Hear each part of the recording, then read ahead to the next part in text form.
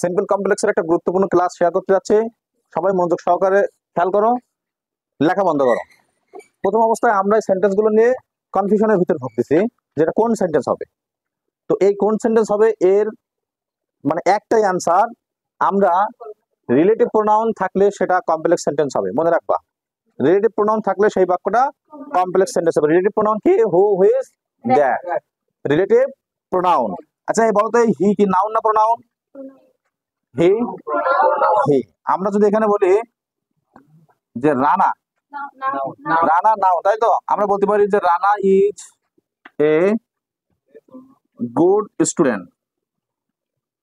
Rana is a good student, Rana একজন ভালো শিক্ষার্থী, তাই তো? হি গোজ টু স্কুল রেগুলারলি, সে নিয়মিত স্কুলে যায়। তো এখানে আমাদের এই রানা হলো একজন নিয়মিত শিক্ষার্থী, আর হি গোজ টু স্কুল, সে নিয়মিত স্কুলে যায়। এই হি আর রানা বলতে এখানে কি বোঝাচ্ছে? একজন ব্যক্তি না?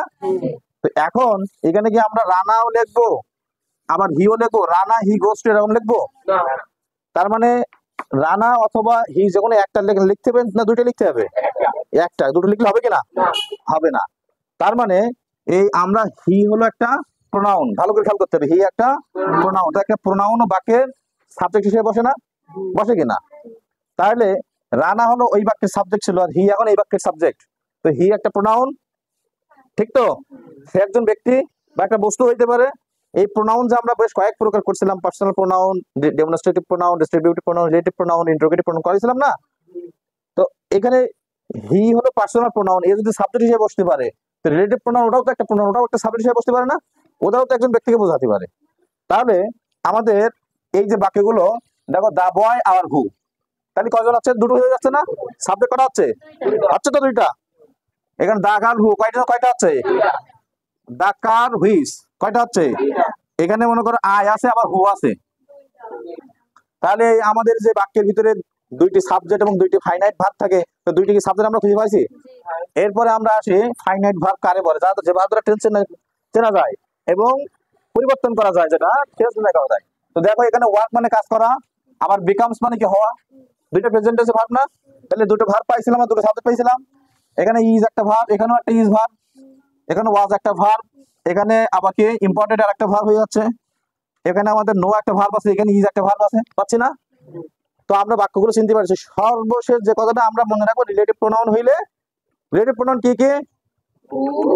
Who is that. Relative pronoun হলে কোন সেন্টেন্স হবে? রিলেটিভ প্রোনাউন হলে কোন সেন্টেন্স হবে? রিলেটিভ প্রোনাউন হলে কোন সেন্টেন্স হবে? মুখস্থ হয়ে গেছে না? আচ্ছা, আমরা সবাই রিলেটিভ প্রোনাউনটা চিনতে পারছি, তাই তো?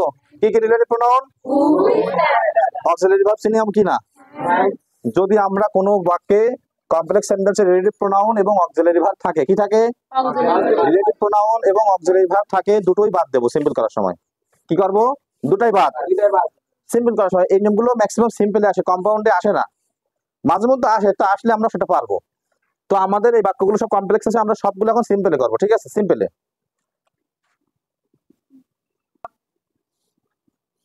অক্সিলারি ভার্ব প্লাস আরপিএন মানে রিলেটিভ প্রোনাউন, এরা উঠে যাবে। এরা কি করবে? উঠে যাবে। অক্সিলারি ভার্ব আর রিলেটিভ প্রোনাউন উঠে যাবে বাক্যের ভিতর থেকে। এবং পরবর্তী যে ভার্ব থাকবে, পরবর্তী ভার্ব প্লাস আইএনজি হবে। তাহলে আমরা এটা মুখস্থ করে যে বাক্যের রিলেটিভ প্রোনাউন এবং অক্সিলারি ভার্ব থাকলে সেই রিলেটিভ প্রোনাউন অক্সিলারি ভার্ব বাদ দিয়ে দেবো। আর এবার এই কি করব? এই অক্সিলারি ভার্ব বাদ দেওয়ার পরবর্তী যে অংশ ভার্ব থাকবে, ওই ভার্বটা আমরা কি করব? আইএনজি দিয়ে শুরু করবো, আর কিছু না। এখন প্রত্যেকটা বাক্যগুলো আমরা সব অ্যান্সার করতে পারবো। দেখো, তো এই বাক্যে আমাদের হু হলো বাদ যাবে রিলেটিভ প্রোনাউন, এই বাক্যের ভিতরে এরপরে অক্সিলারি ভার্ব আছে? নেই। তাহলে শুধু একটা ভার্ব আছে উপরে ওয়ার্ক। তাহলে দা বয় ওয়ার্কের সাথে কি করবো? আইএনজি, ওয়ার্কিং হার্ড, আর যা সব বসাই দেবো। সহজ না? পারবো? এই প্রশ্নের অ্যান্সার কি হবে বলো? রিলেটিভ প্রোনাউন বাদ, অক্সিলারি ভার্ব বাদ, আইএনজি করতে হবে। আইএনজি তো আছে, তার মানে আমার কষ্ট করে লাগতেছে না। The boy singing on the stage, যা আছে তাই। এরপরে the car এখানে একটু ঝামেলা আছে, এই দুটো সেন্টেন্স একটু ঝামেলা আছে, একটু খেয়াল করো। এই দুটো, এটা দেখো, এই যেটা না, এই ভার্বটা কিন্তু পাস্ট পার্টিসিপল, এটা একটু মাথায় রাখবা। পাস্ট পার্টিসিপল ভিথিরি, ভিথিরি থাকলে আমাদের আর আইএনজি যোগ করা যাবে তার সাথে, ওই ভিথিরি বসে দেবো। ভিথিরি কেন, কিভাবে ভিথিরি সেনার আমি সহজ একটা ফর্মুলা বলছিলাম, একটা বাক্যে যখন দুটো ভার্ব থাকবে, ওই ভার্ব পরবর্তী ভার্বের সাথে আইএনজি হলে কন্টিনিউয়াস, আর যদি আইএনজি না হয় তাহলে ওই ভার্বটা 3 নম্বর রূপ হবে। ঠিক আছে, কথা তো দেখো, এখানে আইএনজি আছে না, এখানে এটা আইএনজি, এটা 3 নাম্বার। এবার 3 নাম্বার কেন পাস্ট পার্টিসিপল, এটা প্যাসিভ। এই কার, গাড়ি, হুইচ ওয়াজ ইম্পোর্টেড, যেটা আমদানি করা হয়েছিল ফ্রম চায়না, চায়না থেকে ইজ ফাইন। তাহলে এই কার কি নিজে নিজে চায়না থেকে আসতে পারে, ওরে অন্য কেউ নিয়ে আসে, তাহলে এটা প্যাসিভ ভয়েস। প্যাসিভে তো সাবজেক্ট কাজ করে না, ও কাজটা অন্য কেউ করে, অবজেক্ট করে বা অন্য কেউ করে। তাহলে যখন আমাদের ভার্বের 3 নম্বর রূপ থাকবে, ভি3 থাকবে, তখন আমরা আইএনজি করতে পারবো না, তখন জাস্ট এসে বসে দেবো। দা কার, হুইচ বাদ আর এই দুটো বাদ, যেটা জানি, ইম্পোর্টেড ফ্রম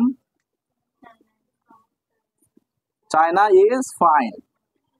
তাহলে এখানে আমরা আইএনজি করলাম না কেন, এই ভার্বটা কিন্তু পাস্ট পার্টিসিপল, তাই পাস্ট পার্টিসিপল, তার সাথে আইএনজি করা যাবে না, বুঝছো? এরপরে দেখো, ওইটা না তো আমাদের, এই না, এই অক্সিলারি ভার্ব আর নেগেটিভ এই অংশে তো যাচ্ছে, ওইখানে তো তোমার ওটা থাকবে। এরপর দেখো, I know the boy who was meritorious, তাই না? তো এখন আই নো দ্য বয়, এটা বাদ দেবো। প্রথমত এই দুটো বাদ যাবে, রেডিটিভ প্রোনাউন এবং অক্সিলারি ভার্ব বাদ যাবে। এবার দেখো, এরপরে এটা কি, এটা দেখো তো কি, এটা অ্যাডজেক্টিভ, কিন্তু এটা কি অ্যাডজেক্টিভ না? অ্যাডজেক্টিভের অবস্থান সবসময় নাউনের আগে হয়, জানো তোমরা? অ্যাডজেক্টিভের অবস্থান হয় নাউনের আগে। তো আমাদের রিলেটিভ প্রোনাউন এবং অক্সিলারি ভার্ব এই দুটো তো বাদ যাবে। এখন এই অ্যাডজেক্টিভটা আমাদের এই নাউনের আগে চলে আসবে। তাহলে আমাদের আনসার হচ্ছে কি, meritorious boy in your class. তাহলে আমরা যদি দেখি আমাদের রিলেটিভ প্রোনাউনের পরে ভার্ব থাকে, তাহলে ভার্বের সাথে আইএনজি করবো। এটা আমরা একটু মনে করো তোমরা, যে ভার্ব, হ্যাঁ বলো, কই এইখানে কমার জায়গায় কমা বসবে, আমরা শুধু এইখানে এইটুকু পরিবর্তন করেছি, ওইদিকে আর কোনো পরিবর্তন না, যেখানে যা আছে সব বসবে। আমরা যদি ভার্ব 1 থাকে, এখানে বলছিল আরপিএন অর্থাৎ relative pronoun plus auxiliary verb, এই বাক্যে আমাদের রিলেটিভ প্রোনাউন আছে, অক্সিলারি ভার্ব নেই, কিন্তু এর পরে এটা ভার্ব 1 আছে। তো এখানে আমাদের বলছে ভার্ব 1 বা ভার্ব 2 থাকলে আইএনজি হবে, তার আনসার আমরা আইএনজি করেছি এখান থেকে। পরবর্তী প্রশ্নটা আমাদের এখানে আসছে যে এখানে তো আমাদের রিলেটিভ প্রোনাউন অক্সিলারি ভার্ব আছে, দুটোই বাদ, আইএনজি করতে হবে, কিন্তু আইএনজি আছে, সেটা আমরা রেখে দিয়েছি, কোনো সমস্যা নেই। এখানে যদি আমরা মনে করো ওয়ার্কের সাথে ওয়ার্ক হইতো 2 নম্বর, তাহলে আইএনজি হতো। পরবর্তীতে আমাদের এখানে আমরা ইম্পর্টেন্ট রেখে দিয়েছি, তার কারণ হলো এখানে এটা ভার্ব 3 আছে। ভার্ব 3 বোঝার উপায় তো আমি বলেছি একটু আগেই, অক্সিলারি ভার্বের পরে আইএনজি থাকে, সেটা ভার্ব 3 হয়। আর এখানে আমাদের দেখতে এই ইম্পর্টেন্ট মানে কি, আমদানি করা, আর সাবজেক্টটা হলো কার, বস্তু তো আমদানি করতে পারে না, ওরা কেউ আমদানি করে, আমদানি করা মানে বাড়ি থেকে নিয়ে আসা। তাহলে এখানে রিলেটিভ প্রোনাউনের পরে যদি ভার্ব 3 থাকে তাহলে সেটা বসে যাবে, এই কারণে আমরা রিলেটিভ প্রোনাউন অক্সিলারি ভার্ব বাদ দিয়েছি, দেওয়ার পরে এই ইম্পর্টেন্ট থেকে বাকি অংশ ভরে দিয়েছি। এরপরে বলছি যদি অ্যাডজেক্টিভ থাকে, সেটা আমরা দেখলাম আই নো দ্য বয়, যে রিলেটিভ প্রোনাউনের পরে অক্সিলারি ভার্ব আছে এবং এরপর অ্যাডজেক্টিভ, মেরিটোরিয়াস মানে মেধাবী, মেধাবী একজন ব্যক্তি কেমন তাই বোঝাচ্ছে, তাই না? তাহলে ওটা অবশ্যই অ্যাডজেক্টিভ। যদি অ্যাডজেক্টিভ থাকে, সেই অ্যাডজেক্টিভটা নাউনের আগে বসবে। তো নাউন কই, দা বয়, আই নো দা বয়।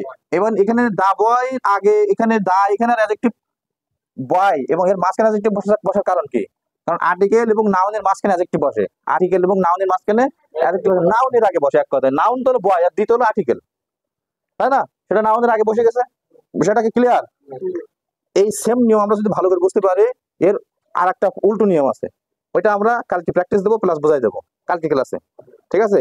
এবং এখান থেকে পরীক্ষায় কমপক্ষে 1 নম্বর আসবে, প্রত্যেক পরীক্ষায় এখান থেকে প্রশ্ন হয়, এই রিলেটিভ প্রোনাউন থেকে। রিলেটিভ প্রোনাউন ছাড়া কোনো প্রশ্ন হয় না।